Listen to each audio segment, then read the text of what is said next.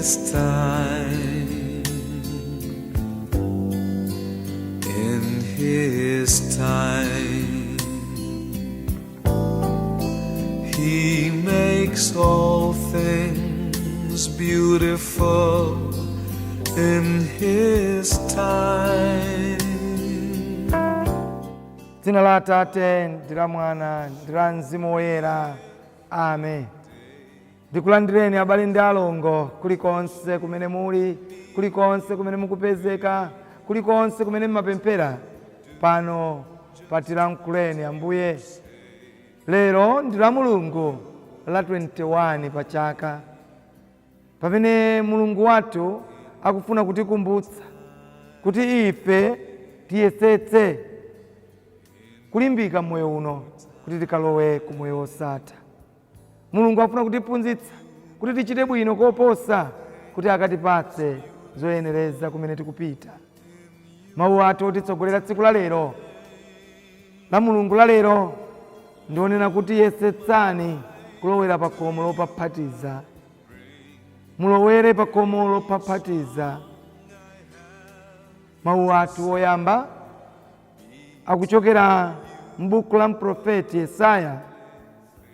Yesaya mutu 66 kuyambira ndime ya 18 kulekeza ndime ya 21. Ndipo mawu athu achiwiri akuchokera mkalata ya kwa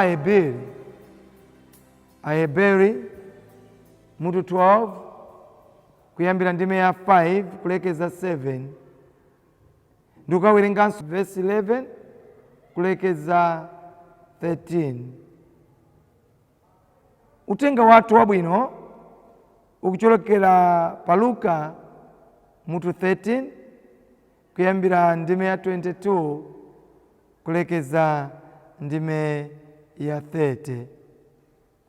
Ndipo amene akutiwerengera mthenga wabwino komanso kutigawira mawu ndi Father Paul Lapozo kuchokera ku St. Magdalene Parish, Koche, mu Diocese ya Mangochi.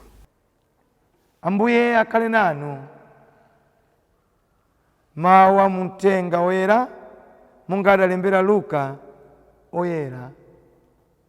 Ulemu kwa inu Ambuye. Luka mutu 13 kuyambira ndime ya 22 kulekeza ndime ya 30. Pa ulendo wake wopita ku Yerusalemu, Yesu ankayendera mizinda ndi mizi akuphunzitsa. Munthu wina adazamufunsa kuti, Ambuye, kodi adzapulumuka ndi anthu owerengeka okha? Yesu adamuyankha kuti, yesetsani kulowera pa khomo lopapatiza. Pakuti kunena zoona, anthu ambiri adzafuna kulowa koma adzalephera. Mwini nyumba adzanyamuka nkutseka pa khomo. Pamenepo okhala panjanu mudzayamba kugogoda nkunena kuti, Ambuye, titsekulireni. Koma iye adzakuyankhani kuti, sindikudziwa kumene mukuchokera. Apo inuyo mudzayamba kunena kuti, pajatu tinkadya ndi kumwa ndi kumamwa nanu pamodzi, ndipo inuyo munkatiphunzitsa m'misewu ya m'mizinda mwathu. Koma iye adzakuwuzani kuti, pepani, sindikudziwa kumene mukuchokera. Chokani apa nonsenu, anthu ochita zoyipa. Apo mudzayamba kulira ndi kukukuta mano. Pamene mudzaona Abrahamu ndi Isaki ndi Yakobo ndi aneneri onse mu ufumu wa Mulungu, inuyo mukuponyedwa kunja. Anthu adzachokera kuvuma ndi kudzambwe, kumpoto ndi kumwera, nadzakhala podyera mu ufumu wa Mulungu. Pamenepo amene ali wotsirizira adzakhala woyambirira, ndipo amene ali woyambirira adzakhala wotsirizira. Mthenga wa Ambuye. Ulemu kwa inu Ambuye wathu Yesu Kristu. Abale yanga okondeka, masiku onse amene tayendera limodzi mulungu umenewu, mulungu akukamba za ufumu wa mulungu. Mulungu akukamba za ufumu wake. Mulungu akukamba za mmene ife tiyendere ukafika kwa iye, kuti tiyenda bwanji, kuti tichite bwanji. Mulungu akutipatsa ife, akutiuzira mayesu. Wayambira kale kutiuzira mayesu.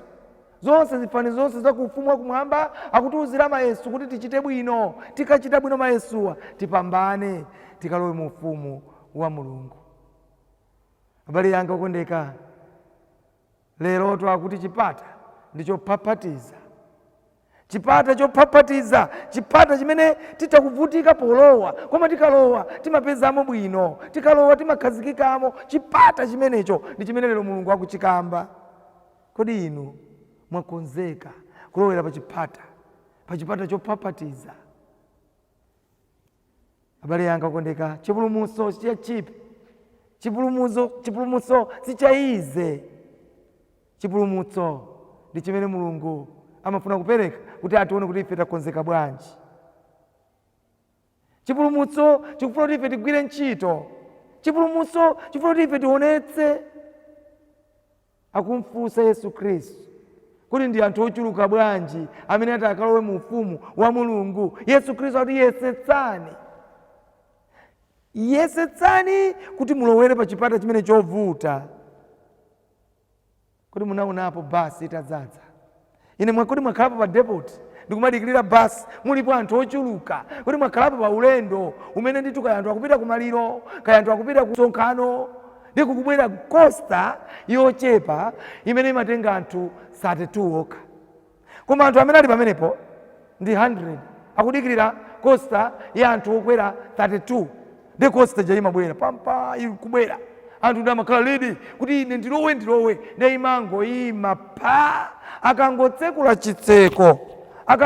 chitseko ndi kumakhala kukanganirana pa khomo lija kupanana mayo kuti bimbiri kuti ndilowe mpaka ndithu umapezeka kuti walowamo. Amene akulowa uja muzamfunsa kuti ukumva bwanji. Muzayime window lakuseri kukumfunsa kuti kodi iwe pamene walowapo ukumva bwanji. Abale anga okondeka, amakhala ndithu akupumira mwamba, bwera ndalowa.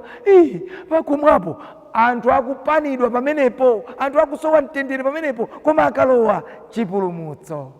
Abale yanga okondeka, mukonzeke nanunso kulowera pa chipata chopapatiza. Koma mulungu akutanthauza chani lero? Lero mulungu afuna kutiuza chani? Ufumu wa mulungu ndi olira nkhondo. Ufumu wa mulungu ulira nkhondo. Ufumu wa mulungu ulira nkhondo. Si ufumu oti ungopezeka kuti uli apo, koma ugwire ntchito ndipo ufumu umenewu uupeza. Anayimba nyimbo inake tikalowe pa chipata cha moyo, inde pa chipata cha moyo, inde pa chipata cha moyo, inde tikalowe pa chipata mwina pa chipata cha moyo chimenechi si chipata wambayi, koma chipata chofunika ntchito zathu, koma chipata choti ife tilolere kumva zowawa. Ufumu wa mulungu ndi waliyense ochita bwino. Ufumu wa mulungu ndi waliyense amene waufuna kuti augwirire ntchito. Sitimangopeza akakhala Paul Lapozo amayerekeza ufumu wa mulungu kuti upeze zinthu zimenezi, uvutikire ngati mmene amavutikira anzathu amene amapita ku Joni. Ulija manja achinjangu kumangochiko ku Joni mulija kwamba kwali kutama kona tumasengo ku Joni manja gamanya achinjangu mukwadziwa ntchito mmene amayigwirira anthu yakalabulagaga ku Joni kuti apeze kanthu. Samangosewera ife amene tili ku Malawi kuno timangoti ayi ali ku South Africa omanjawo tandutumise ka foni, tandutumise ka blanket, tandutumise mwine kanjinga. Koma kodi akupeza bwanji zimenezi? Amapeza movutikira. Samapeza mwachipi, amapeza movutikira kulawirira ku ntchito, ukagwira ntchito zakalabulagaga za mphamvu kuti apeze. Bale yanga okondeka, ovomereza kuti Yesu ndiye Ambuye azalowa mu ufumu wa kumwamba. Sitikudziwa kuti mpaka na lero kumapezeka wina amene sakudziwa Yesu Kristu. Sitikudziwa kuti mpaka na lero kumapezeka wina osantchula mulungu kaya kuti nkumati bwa tiye tigwire ntchito molimbika kuti tikalowe mu ufumu wakumwamba. Tikalowe mu ufumu wakumwamba kumene tonsefe tikudikirira kuti kumene kuti kakondwerako pa chipata cha moyo. Mulungu alibe tsankho, Mulungu amalandira aliyense, koma afuna tilimbike, afuna tigwire ntchito zathu zabwino. Kuti mukugwira zotani mu mpingo, kuti mukugwira zotani kulimanako, kuti mukugwira zotani mu dziko, kuti mukugwira zotani m'mudzi mwanu. Ntchito zimenezo ndi chipata chopapatiza. Sitimangomva kukoma atu zinthuzi, sikungomva kukoma ayi. Chipulumutso uyene kumva kuti kathukuta katuluke. Mukudziwa Ayuda ankaziyesa iwo ndi nambala 1. Ankaziyesa kuti chipulumutso nchawo, koma chipulumutso chija anachiperekanso kwa anthu akunja amene adachifuna. Abale yanga kondeka, ndife ana ake a Mulungu. Ndipo Mulungu anapanga extend invitation yake kwa aliyense ndi anthu akunja omwe. Wiru yake imapanga surprise anthu kuti kodi wiru ya Mulungu iyi ndi yotani. Wiru tu munthu amalemba kuti ine ndikazamwalira uyu azalandire chakuti, uyu azalandire chakuti. Wiru ya Mulungu ndi aliyense azalandira chilichonse chimene akufuna. Mukhale ochenjera. Lelonso watsiriza utenga wake Yesu Khristu, ndimaonera kuti otsiriza atakuzakhala oyamba, ndipo oyamba atakukhala otsiriza. Ife anthu amene timaziona kuti mwina tikuchita bwino, ife anthu amene timaziona kuti mwina tafikapo kale. Ndimayimba kwaya ine, ndimagwira ntchito za chifundo ine, ndimapita ku chechi ine ndimapanga zakuti ine ndimaine kumpingo akundiziwanga kale abambo mfumu amandituma ine. Abale anga kondeka, tizapusa kumesa kuti tikalowa kufumu wakumwamba, koma ayi sizimateka kutero. Nthawi zina zimateka kuyamba bwino komanso kutsiriza udyo.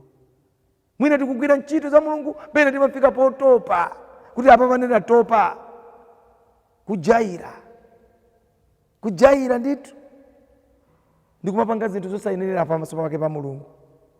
Ufumu wa Mulungu ndi wa aliyense. Antchito olandira ndalama aja imodzi imene tinawerenga tsiku lina, kunalibe backdoor kumene kuja, kunalibe backdoor. Mulungu adapereka amene iye adanena kupereka, lopapatiza komo. Aliyense akaloweko, aliyense akafikeko. Ndi zimene tikufuna kuti Mulungu akatilandire tonsefe. Dziko lapansi lili ndi ma promises yake, dziko lapansi lili ndi zosangalatsa zake. Zonse zapansi pano zimatilonjeza zokoma, koma ayi nditu nzokuta. Tisakesake ufumu wa Mulungu, tiuyenderere ufumu wa Mulungu kuti tiupeze. Chilichonse nditu tisafoke. Tili ndi zipata zambiri zimene zili zopapatiza. Mwina ena tikati tithandiza nzathu, iye akuziona ngati olemera, amene watu amalandira ndalama, amene watu ali ndi ma donations, amene chipata chimenecho ulimbike. Mwina kupita ku seminary kumene ndi pamene ena akukuzira, kodi inu mupita ku seminary inu, kodi inu simufuna muzakhale ndi ana, kodi inu simufuna muzakwatire, kodi chipata tu chimenecho chopapatiza uyesese kuti uchikoloke. Mwina ufuna umange banja kumene anzako nkumakuzira, ase iwe mmene dziko lilili mukumakwatiranso, ine ndili ndi zaka 30 kutsogolo kuti ndizakwatire. Iwe ufuna kuti upange sakramenti la ukwati, ukhale Mkhristu wopambana, Mkhristu wokomera Mulungu.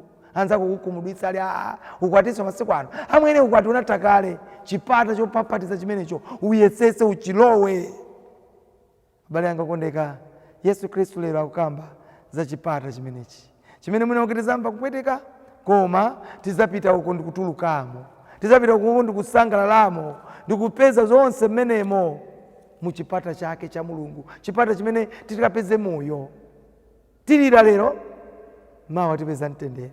Ena amanena kuti chimwemwe chimadza mmamawa, chimwemwe chimadza mmamawa. Angakhale munthu udwale usiku, kodi ine sizanazana kandi liti kale menero usiku mpaka ndachita kudzuka 2:30 kwayimbira bambo Chale amene timathandizana nawo ku parish, kwayimbira bambo tu nesindita kupanga misa kuno, kwayimbira brother Chagoma kumeneko, brother Chagoma ine tu misa sindita, ine tu ndadwala usiku ndikusanza koma tu ndikutsekula. Abale yanga okondeka 2 ya usiku, koma pamene kumacha mama ine kudzuka mpaka ine kuti koma ine ndadzuka ndimalepera ndimakwawa kukwawa mpana kuchita na anzanga kuti bwerani ine kuno sindikuona bwino, imfa koma yona imfa. Abale anga okondeka, koma kukucha zonse zimayenda. Akuti matenda amakula usiku, koma kukamacha matenda amakhala bwino. Matenda amaoneka kuti abola ato pamene kwachapa, koma usiku sanagone. Abale anga okondeka, timva zowawa, tikhala ndi usiku wambirimbiri, tikhala ndi midima yambirimbiri, koma ife tisake chipulumutso, tilimbe, tituluke mu mdima ndi kukhala mkuyera. Ndipo ndithu tikatero tizakumana nawo moyo osatha. Chipata chopapatiza tikumana nacho, mwina mbanja lathu limene tikumana ndi chipata chopapatiza. Tiyesetse kuti tichituluke, mwina mudziko mwathu, mwina kuchechi kwathu, mwina mumpingo mwathu, mwina kulikonse tikumana ndi zipata zopapatiza. Tiyesetse tilowe tikafika kumene tikupita, chifukwa ngati sitikakamiza tilephera kunena kuti tilimbike, chifukwa otsirizira azatha kukhala koyambirira. Ndipo amene ali koyambirira kumaoneka kuti iyayi anawo okha zawo zili pabwino, mkupeza kuti mawa ali kumbuyo. Abale anga okondeka, zizakhalapo. Ine ndimanena nthawi zonse, mwina kuti apapa palibenso ukafunsa kuti ayi Bambo Lapozo mmatilalikira mmapanga zakuti. Uku aliyense azayendere yake, ine yanga inunso yanu. Osafunsana kuti Bambo Lapozo mukutani pamene poliza kuti ajendere yawo, ajendere yaune, atende yawo awojo. Chifukwa kumene kwa aliyense azalandira zake molingana ndi zimene amachita pa dziko lapansi pano. Kodi ndimachita zotani? Kodi ndimayenda bwanji? Kodi ndimakhala bwanji? Chifukwa makhalidwe ena ndi osagwirizana ndi moyo wathu wa Chikhristu. Makhalidwe ena ndi obwezeretsa mbuyo anzathu kuti amuziwe Mulungu. Zimenezo ndi zimene Mulungu ati akatilandire nazo, ati akatilonjeze nazo. Muzayima pati, chifukwa tonsefe tikufunitsira tikafike kumene tikafikeko kumwamba kwa Tate komwe kuliye, tikafikeko. Koma ukafikako simasewerayi, izikhala kali njira yake ya kujoni yodusa kuzobwe. Ukachoka kuzobwe uli kutete, kaya uli kuchoka kumeneko kuchamano kulowa mu Nyamapanda uli mu Zimbabwe kulowa pa Bed Bridge Messina Pretoria Midrand Centurion uli mu Johannesburg. Iyetu ndikuti wapita kuchoni monsemo ukukumana nzokumana chiulendo chachitali. Koma chiulendo chimenechi chimafunika kupirira. Pa munjira mumakumana ndi traffic, mumakumana ndi akuboda, akufunseni zokufunsani, mukhala ndi mapeji ena amene mupeji mpassport simukhala peji ina, koma iwo amakufunsa peji ina ndikuti ndithu akufuna uyike zoyika mmenemo. Njira imeneyi imakhala yopapatiza. Koma ngati ukufuna ukafikako umasunga tima 50 rand, tima 100 rand ndikumaponya mmenemo mpaka nekenako long at last uli mu Johannesburg. Waiyamba ntchito, abwera ndi galimoto, abwera ndi chani, zinayambira pa njira yopapatiza. Kuti ukafika kumeneko tizayenda motero. Tikuyenda bwanji ulendo wathu? Tisaope tikafika kwathu kumene tikupita. Amen. Lord, my life